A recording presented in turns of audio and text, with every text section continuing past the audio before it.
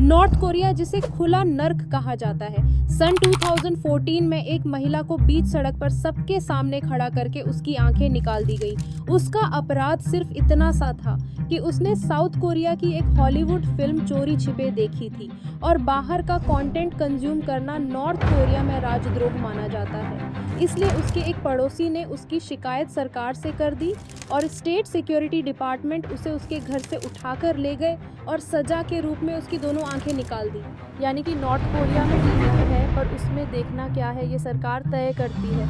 वहाँ टीवी पे गिने चुने 4 ही चैनल्स आते हैं और उनमें भी सिर्फ किम जोंग की फैमिली ही दिखाई जाती है। और अगर गलती से भी किसी ने कुछ और देख लिया तो उसके साथ वही किया जाता है जो इस महिला के साथ किया गया। नॉर्थ कोरिया में लोगों की डेली लाइफ कैसे गुजरती है, ये सुनकर ही आपको घुटन महसूस होगी। जैसे जैसे आप इस वीडियो को आगे देखते जाओगे, आपको इंडियन होने पर गर्व महसूस होगा।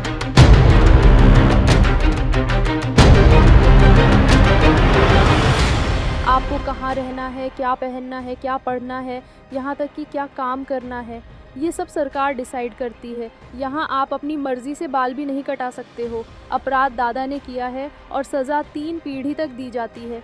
यानी कि अगर आपने कुछ गलत किया तो आपके बच्चे और पोते भी जेल में ही मरेंगे। यहाँ आप अपनी मर्ज़ी से हंस नहीं सकते हो, ज़ोर से बोल नहीं सकते।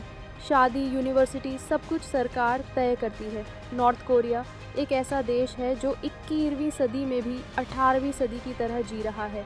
और अगर इन सब से परेशान होकर कोई नॉर्थ कोरिया छोड़कर भागने की कोशिश करता है और अगर वो पकड़ा जाता है तो उसे गोली मार दी जाती है।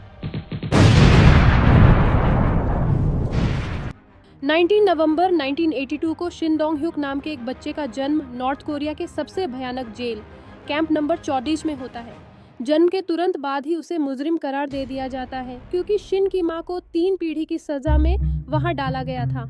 दरअसल नॉर्थ कोरिया की सरकार ने ये नियम बनाया है कि अगर कोई कानून जुर्म करता है तो उसके पूरे परिवार को जेल में डाल दिया जाएगा और 3 पीढ़ियों तक की सजा दी जाएगी। यानी जुर्म आप करोगे और सजा पोते तक को दी जाएगी। इसलिए शिन एक सजा का बच्चा था और उसे जन्म से ही अपराधी माना गया। इस जेल के नियम थे, अगर आप भागने की कोशिश करते हैं तो आपको गोली मार दी जाएगी और अगर आप किसी को भागने की योजना बनाते सुन लेते हो और बताते नहीं हो तो भी आपको गोली मार दी जाएगी। शिन को बचपन में मिट्टी खोदने, कोयले की खान में काम करने और भूखा सोने की आदत थी। छोटी गलती पर पीटा जाना, जलते कोयले से हाथ जलाना, बर्फ में नंगे पांव चलना, ये उसका रोज का जीवन था। उसे सिर्फ जीने के लिए ही खाना दिया जाता था, इसलिए भूख के कारण बाहर कीड़े और चूहे भी खाने लगता था। एक दिन उसने अपनी माँ और भाई को जेल से भागने की योजना बनाते सुना। शिन ने ये बात एक गाइड को जाकर बता थी, इस उम्मीद में कि इसके बदले में उसे कुछ खाने को दे दिया जाएगा। अगले दिन सभी कैदियों में सबसे आगे शिन को खड़ा किया गया और उसकी आंखों के सामने उसकी माँ को फांसी दे दी गई और भाई को गोली मार दी गई और ये सब देखने को शिन को मजबूर किया गया।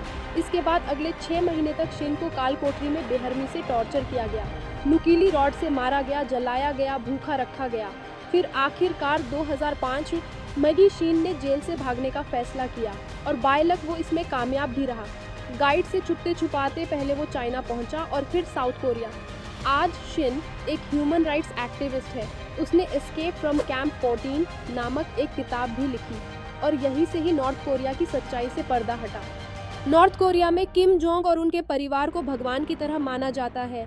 अगर आप इनके खिलाफ कुछ भी बोलते हो या उनके द्वारा बनाए गए नियम पर आप सवाल उठाते हो तो इसकी सीधी सीधी सजा होगी मौत। एक महिला ने अखबार में छपी किम जोंग की फोटो को गलती से कूड़े में फेंक दिया क्योंकि उसने ये देखा ही नहीं था कि इस अखबार में किम जोंग की फोटो भी है और इस गलती की सजा में उसे पूरे जीवन भर के लिए लेबर कैंप भेज दिया गया। यहाँ किसी भी प्रकार की धार्मिक आस्था, पूजा या भगवान में विश्वास करने को राजद्रोह माना जाता है। जैसे अपनी इंडिया में कोई भी किसी भी धर्म को मान सकता है और किसी भी धर्म को स्टडी कर सकता है, इसकी पूरी स्वतंत्रता है। लेकिन नॉर्थ कोरिया में न कोई बाइबल रख सकता है और ना ही किसी धर्म को मान सकते हो। नॉर्थ कोरियन संविधान भले ही दिखावे के लिए धर्म की आज़ादी का दावा करता है, लेकिन व्यवहार में यह पूरी तरह झूठ है।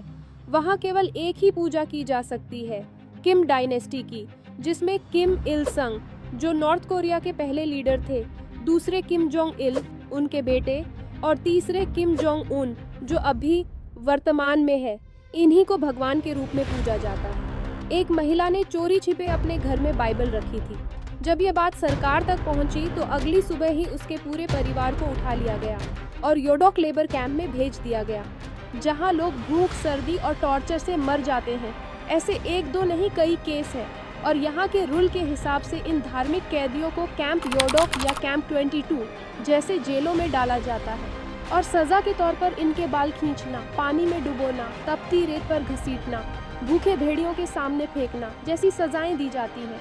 किम डायनेस्टी का मानना है कि अगर लोग किसी और भगवान में विश्वास करने लगें तो वे किम को भगवान मानना बंद कर देंगे, जिससे उनका तानाशाही शासन कमजोर हो सकता है।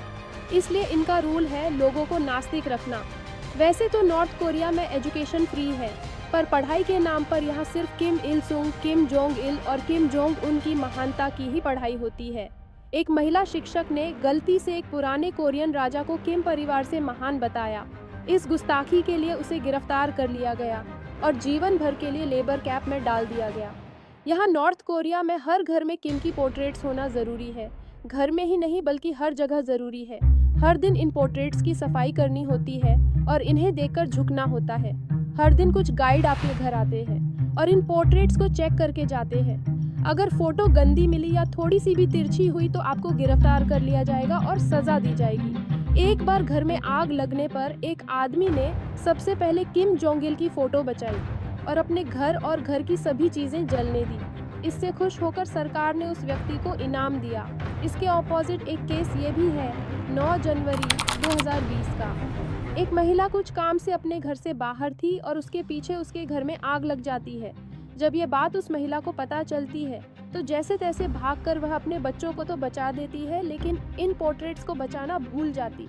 नॉर्थ कोरिया में इसे एक जुर्म माना गया और इस महिला को गिरफ्तार करके सजा दी गई। नॉर्थ कोरिया में केवल सरकार द्वारा तय किए गए 15 हेयर स्टाइल ही मान्य हैं। इनके अलावा कोई भी स्टाइल, रंग या लुक गुनाह माना जाता है। मेल के लिए 10 और फीमेल के लिए 5 हेयर स्टाइल तय किए गए हैं।